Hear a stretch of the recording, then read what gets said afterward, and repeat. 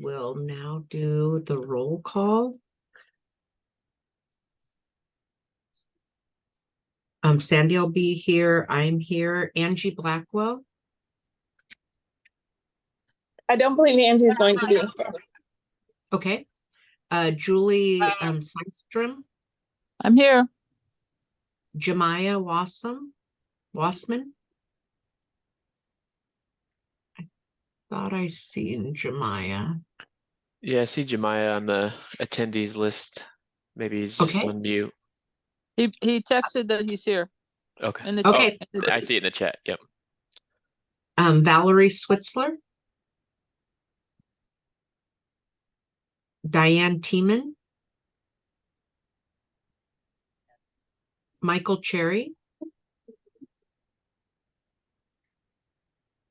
Angela Fasana.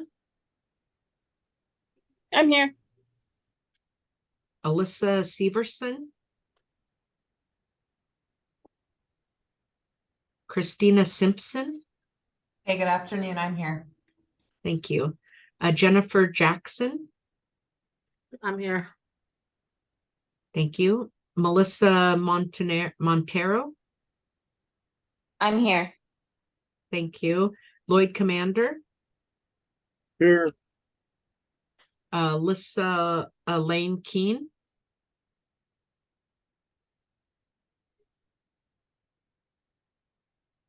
Okay, that is the OTELA members. We do have several positions that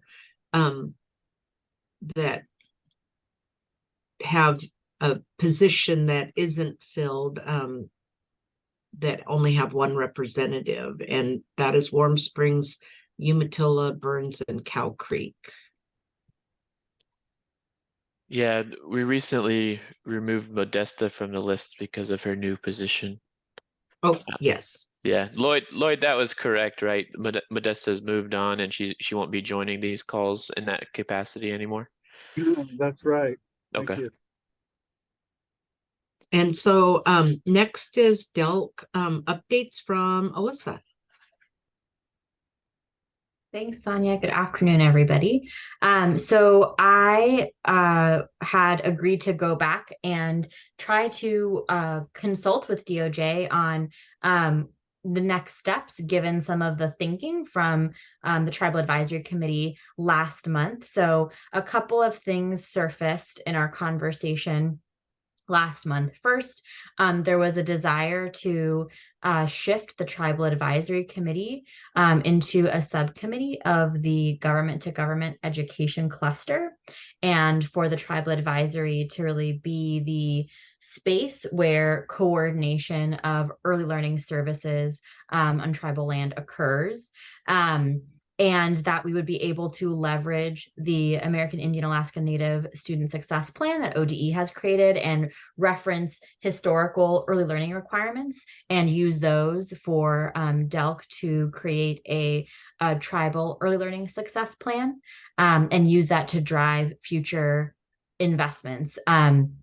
Related to that, we talked about set aside, meaning two things with the direction of the Tribal Advisory Committee. One, that we would have a recommendation for a pot of funds that would be used similar to the Tribal Early Learning Hub funds that we've had so far. So allowing a broad range of allowable uses for tribes to be able to direct resources where you all deem appropriate, in alignment with the goals set out by a tribal early learning success plan, as well as DELC to create a funding model that would set aside a % of new investments to be set aside for tribes. So I have gone back and had some conversations about whether we have the authority to make some of these changes in alignment with the creation of a tribal early learning hub and House Bill 2055 that was passed in 2021. So a couple of things. One, the legislation that created a tribal hub is fairly specific in that it names an entity to coordinate services. And that's sort of broadly understood to be referencing a body that has some level of authority and sort of exists on its own. So this comes back to the idea of a nonprofit, and we obviously know that is not something the Tribal Advisory Committee is interested in, but specifically it says that a Tribal Early Learning Hub is the entity designated by the Early Learning Council in consultation with the Tribal Advisory Committee to coordinate early learning services provided to the tribal communities of the state. So we would likely need to look at adjusting legislation to reframe that definition of what a tribal early learning hub is. Similarly, we can put together any report we would like, but in order for a tribal early learning success plan to be used as a vehicle for funding, we would need that plan to be developed in statute. So both of these require us to potentially consider legislative concepts, or for the tribes to consider a legislative concept. And so we have to continue to convene the Tribal Advisory Committee, which is focused on the design of a tribal early learning hub. We can talk about the broader work and interests of the tribes around early learning. But this is a place that we'll need to continue to sort of explore the scope and authority of the Tribal Advisory Committee and what would need to be amended in law for us to shift towards implementing the proposal laid out last month. It's a lot of talking without like words to anchor to, so I apologize for not creating a slide, but are there any questions about that? Alyssa, is it something that you can mail us, like a few distinct points that we need Sure. to like think about and then maybe respond to you via email? Yeah, Julie, happy to put kind of a short summary together and follow up with that information. It's a lot to digest, it inside out because you deal with it 24/7. But it's something that I'd need to reread and then think about it and then come back to you with anything I might want to say. Absolutely. I'll pull together what is currently in statute and what was in the legislation and recap kind of what the direction or recommendation from the Tribal Advisory Committee was last month and sort of next steps from there and send that around. Yeah, I'm sorry to ask you, but I sure appreciate it. Yeah, no problem at all. It is complex, and I know it's difficult to just talk about it without something to reference.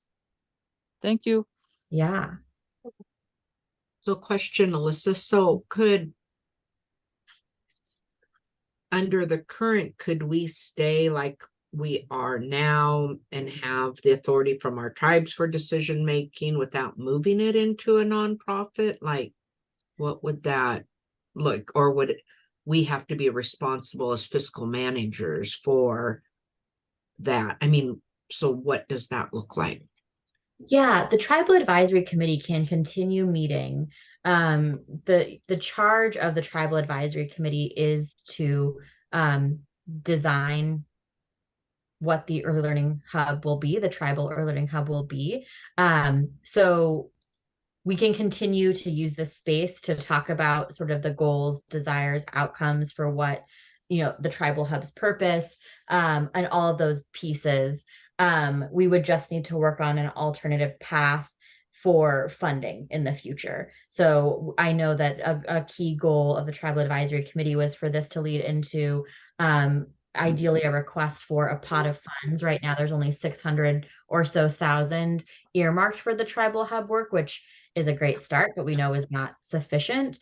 And so if we were going to put together a request for, maybe several $1 million, we would need to have likely a statutory amendment as well to change what a tribal hub would be, or if there even is need for a tribal hub. And I think what I took away last month was that the idea of a tribal hub was generated years ago when we were putting out funding streams like Preschool Promise that were only available to hubs. And since we've moved away from that model, there isn't necessarily a benefit to having a tribal hub because the tribes can access those funding streams directly. And so it's more about making sure we have a pot of funding that the tribes can leverage in alignment with those goals. So the tribal advisory committee can continue meeting, can continue really refining and discussing the purpose of what those funds would be, what the ultimate goals and outcomes should be that DELC needs to be working towards.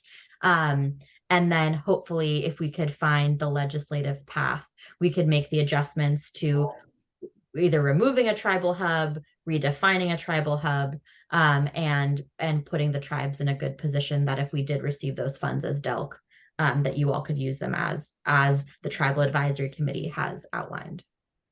Does that And make then I sense? think that this committee could still continue on with the work of the plan that's developed, similar to ODE's American Indian Alaskan Native Advisory Committee. Yeah. So there's still direct tribal input into the work. Exactly. And we would just need to look at statute to make sure that we reframe sort of the purpose of the tribal advisory committee to no longer be about the design of a tribal hub, but instead to be around the monitoring and development of a success plan of some kind. Jennifer, I see your hand is up. Yeah, it was just about, I'm still in favor of developing a tribal hub. I would rather work with, rather than the South Central Early Learning Hub, I would rather work with a tribal hub that works with all of the different tribes, because we're losing a lot of information that we could get from somebody that works directly with the tribes. Right now it's, hold on, let me shut the door.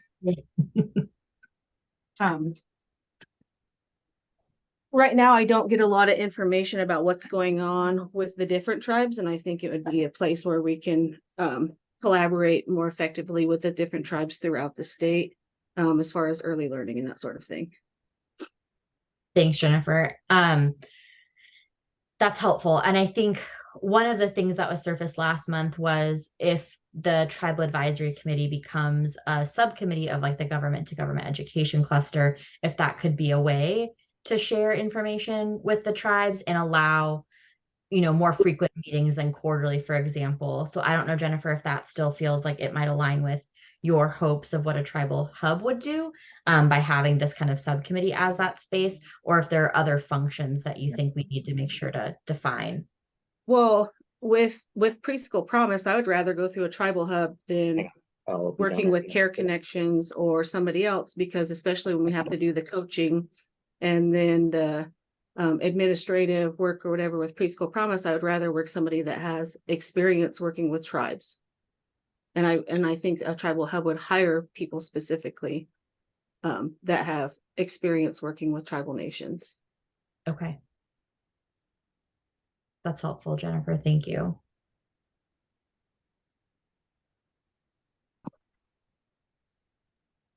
So I think this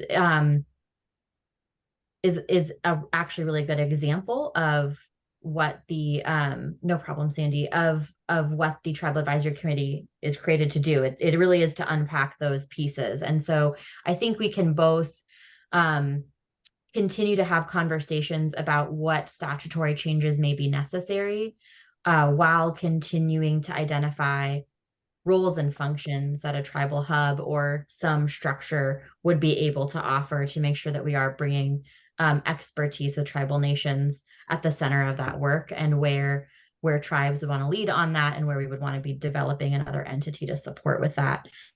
I think that is a perfect alignment with really the purpose of the tribal advisory committee was statutorily created to focus on. So like from a lot of previous conversations, like if the hub was still under DELC, most of us could continue, but if it's a separate entity that is a private entity where they hire, it's outside of the tribal system, most of the ed directors and education staff couldn't be involved in that. It would be an independent hub, which I support, but then you lose the tribes at the table. So it's difficult that way. Like when they talked about the nonprofit and moving that way and developing a consortium, I know our tribe would not do that. We would step back from that and probably appoint a early learning person to it, but the ed directors and staff wouldn't be involved at that level because it's not under the tribal umbrella, so it wouldn't cover us as tribal employees. So it's very difficult. Yeah. Yeah, I think we still need to continue to unpack what an entity could look like. And we can try to get some additional guidance on if there's a better term even than an entity, something that feels more reflective of what you all would like to really establish. I think continuing to unpack the difference between what that entity would do and what the expectation is us as DELC and our tribal affairs office, and sort of what that government to government relationship and responsibility we have is, and being able to identify where there's a gap between what we would be responsible for as an agency, just like the Department of Education, and where there needs to be in regional infrastructure or infrastructure in community that's not provided by the tribes and not provided by DELC. And is there a gap there, and how the tribal advisory committee would want to define that.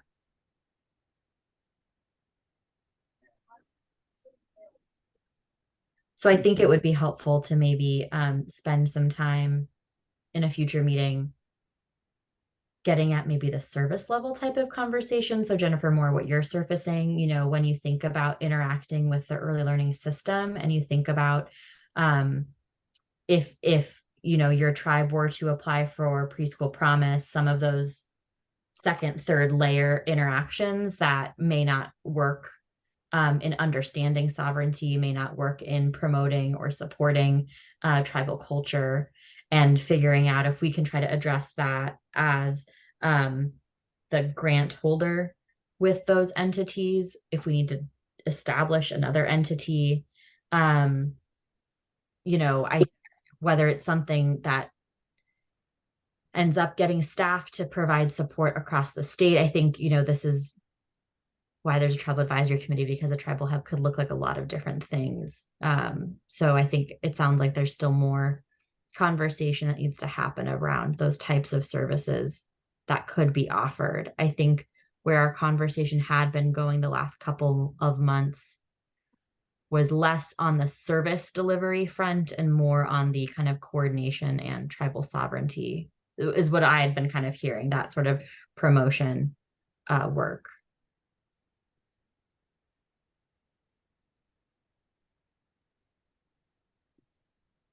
So happy to keep working, Sonia, with you and with Sandy as chair and vice chair on how we kind of tee up these conversations. And Jonas will be rolling off at the end of this year. So how we also start to facilitate that conversation ourselves. I did want to share a couple of other quick updates, if that's all right with folks. So wanted to note that there are new public meeting requirements that went into effect. And because this committee is technically advisory to the Early Learning Council, that's how it's defined in statute. The Tribal Advisory Committee is therefore considered a public body. And so we will be posting meeting materials, meeting recordings on our website. We'll also, we share public meeting notices for public bodies. And so wanted to just name that shift. One of the components of that also means that the Tribal Advisory Committee will not be able to engage in executive sessions, because those are pretty narrowly defined to be dealing with either personnel or legal matters. So you'll notice we had to remove that executive session portion of the agenda. And we'd be happy to figure out if there's a better way we can be supporting. But I wanted to make sure you were all aware of these changes that we're working on implementing since they took effect this fall. We also had to remove the time stamps, or the amount of time allotted for each topic as well. Yeah, thanks, Jonas. Alyssa, can I ask you a question? Yeah. Are you able to send us that also? Like Sure. Just the, the requirements or the outlines or whatever, as far as like what you have to do if you're a public entity, what you have to do to be publicizing whatever it is you're saying, and the idea that you can't have executive sessions is kind of a big deal. Yeah, happy to work on that. I know the Oregon Government Ethics Commission is working on a training for all public bodies, so we're waiting for that to come through. But happy to see what we can pull together, Julie, that kind of summarizes these changes and how we have to implement them. Because if it's just like still like in the works and they're still like figuring out what it's going to be and that kind of stuff, you know, whenever it comes, but just the idea that people can walk up to you and say, well, it's a public meeting, therefore I need this or I need that or whatever. So I just want to be able to you know, work in the most informed manner. Absolutely. Yeah, we'll work on pulling that together, Julie. Thank you. Yeah.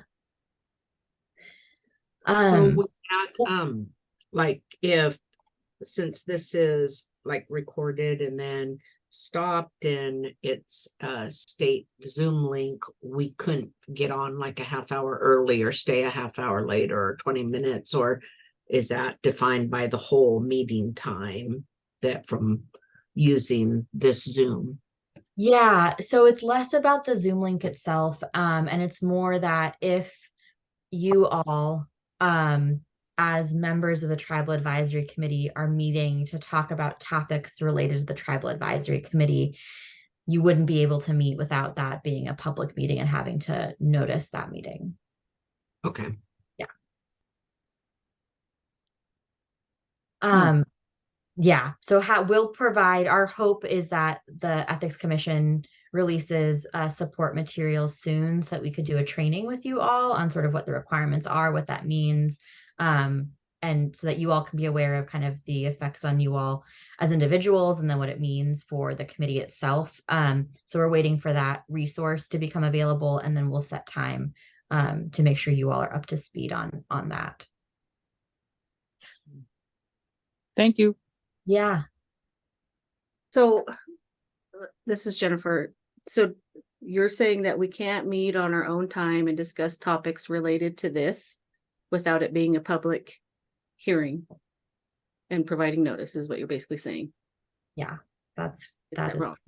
That's a big. So what was the whole point of when we had to even join this committee as like I had to go to my tribal council and get authorization to even represent and sit on this committee. But now, and nothing against the other people that are joining, but when we vote on stuff, how do we, besides going through the list and marking through the list on voting and stuff, how do we differentiate between who's actually a voting member and not? And to me, it's just, Yeah, no, that's a great question. So open to the public doesn't mean public participation. So we right now, because this is virtual, you know, we only have the link here. We'll be posting a recording on our YouTube page. We'll look in the future at I think when we first were convening, we were using Zoom webinar, and the advantage of that is you can have panelists and attendees. And so then if the public wants to join, they can be attendees, they'll be muted. They don't have the option to participate. We've always had the option for written testimony to be accepted. We've never received any, but if written testimony is submitted, we would share that with you all. So while it's open to the public, it doesn't mean that the public is allowed to participate in the conversations, offer feedback, participate in voting. It just means that they need to have access to the conversations and how a decision was made. It just seems kind of restrictive to not allow tribal nations to discuss something that is affect them without having a public hearing, in my opinion. Yeah, we're adjusting as well, Jennifer. And I do think that this is a unique circumstance because of the tribal nation component that we're continuing to try to understand. And I think is something as we look at the next phase of this work and revisiting the purpose of the Tribal Advisory Committee, whether it really is appropriate for it to be linked to the Early Learning Council, because you all aren't really advising the Early Learning Council. If anything, you're advising us as DELC And DELC is not a public body, the Early Learning Council is. So I think there's some opportunity to provide more clarity as well about the role and function of this committee, especially taking into account that you all are 9 nations.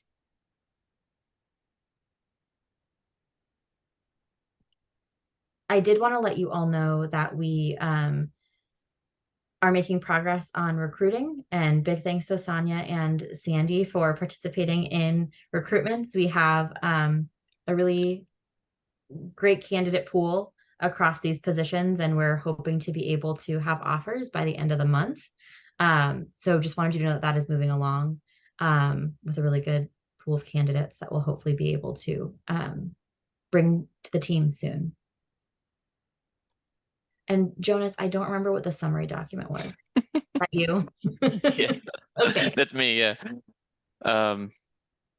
Yeah. So as Alyssa mentioned, my contract ends in December, so I have one more meeting after this.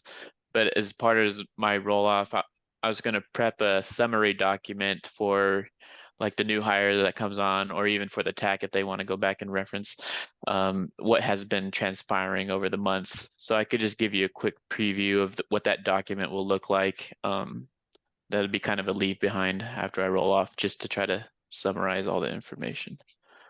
Let me share my screen really quick.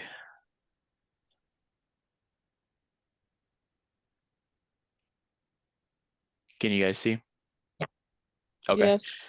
So the content of this document is going to be pretty simple. There's going to be a timeline that spans over the last couple of years since I started on the project. Alyssa and I could probably talk on if we want to fill in any previous months or go back further, but it's basically picks up in May 2022 or June 2022 when Caillou started supporting the TAC. So there'll be the timeline, and then there'll also be monthly summary slides for each of the meetings. Then I'll also include any other key slides. For example, any like the funding decisions that were made by the TAC will be summarized on its own slide. This is not fully completed, but I could give you a preview of the timeline, which is mostly been completed. So this is what it looked like. There'll be months across the top, as you can see, and then these rectangles, which would call out basically if it's just a regular TAC meeting or as if it is actually a work session. And the bullets below would be a high level summary of what kind of happened in that meeting, whether it be like what the agenda was, or maybe there's a key decision that happened in that meeting. This turning signal icon or turn arrow icon, I put whenever there was a key decision made related to the direction of what the TAC is going. So if you guys can recall, back in September 22, we had the work sessions in Portland, and the organization document was drafted at that time. The Otella name was adopted at that time. There were some funding decisions. At the time, we were still thinking nonprofit was the path to go. So that's why I put like a key turning icon there. Down below, I just put even more high level kind of timeline or chevrons of what was going on in kind of parallel with what was going on in the meetings themselves. So basically, to me, like these last few months of 2022, we were working on, or the TAC was working on the job descriptions for some of the key roles that Alyssa and team are hiring for. Raise Up Oregon 2.0 was a topic introduced at this time. And we're also at this time working on the Otella identity guide and logos, and the IGA agreements were in progress at this time.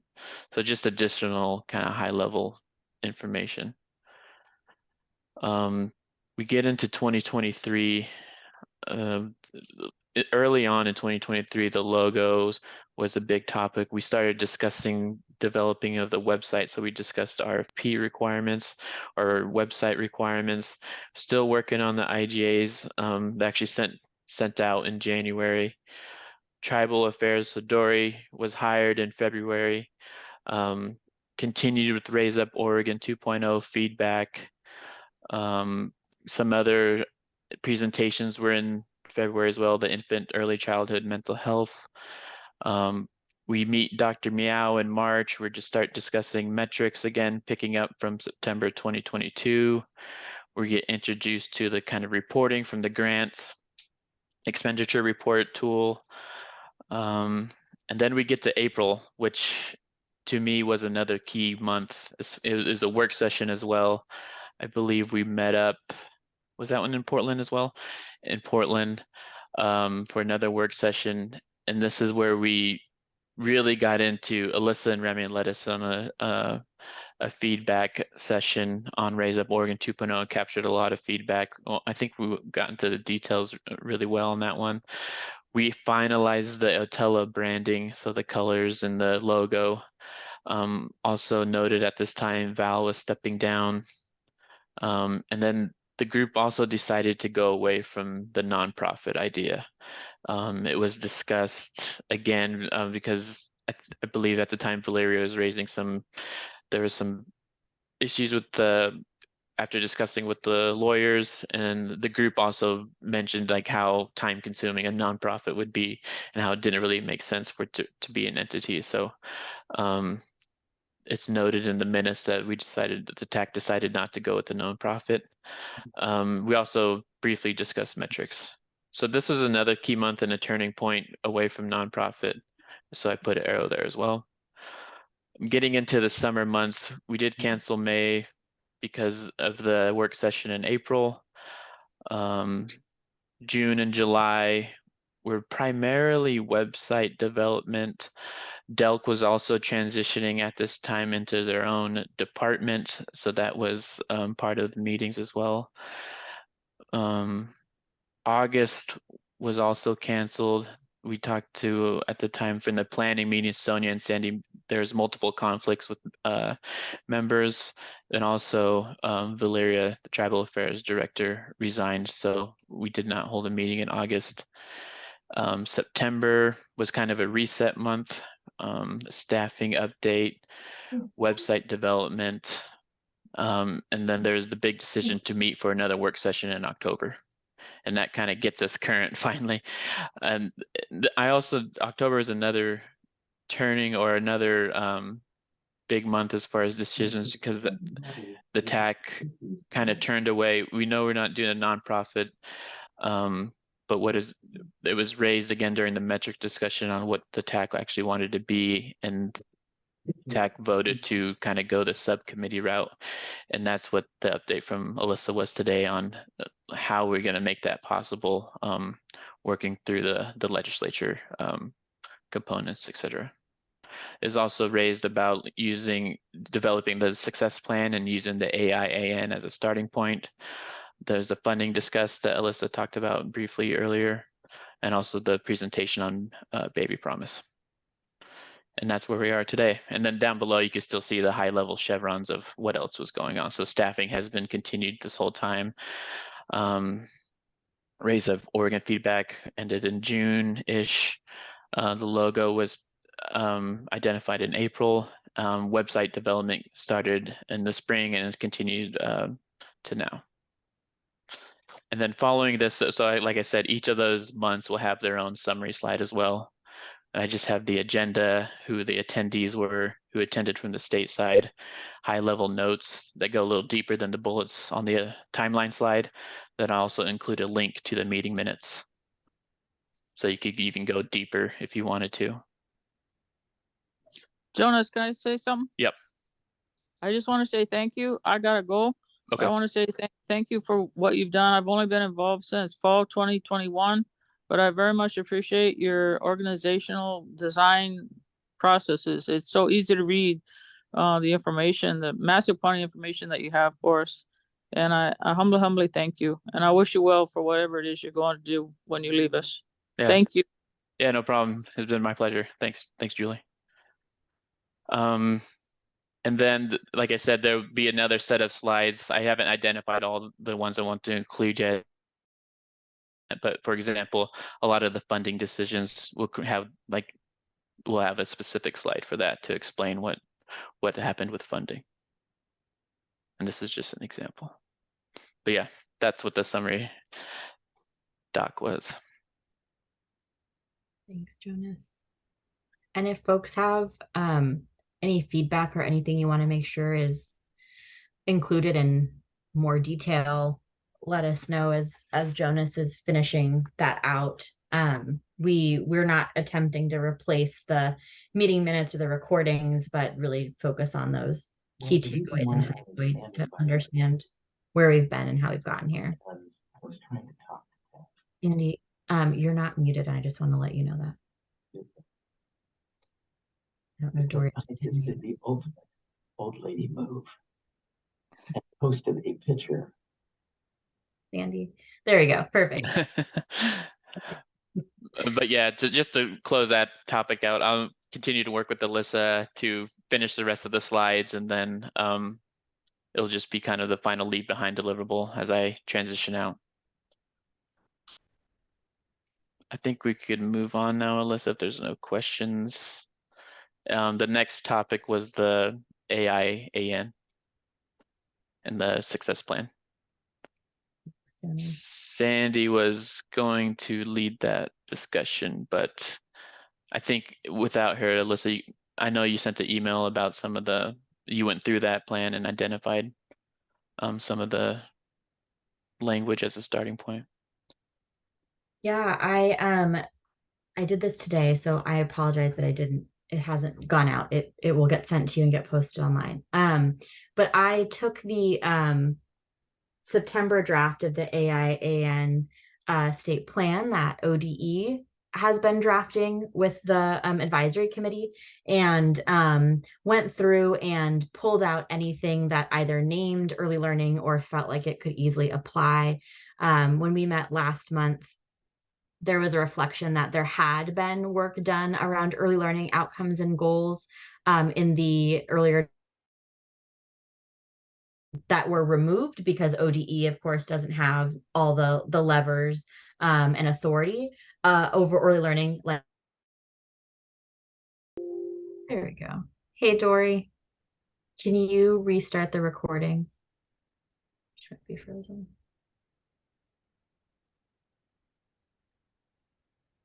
One second. We'll give it a second.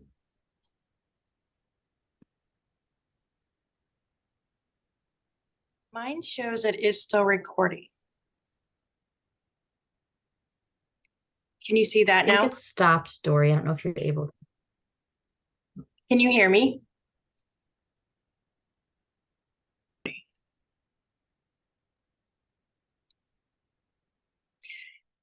Jonas, can I make you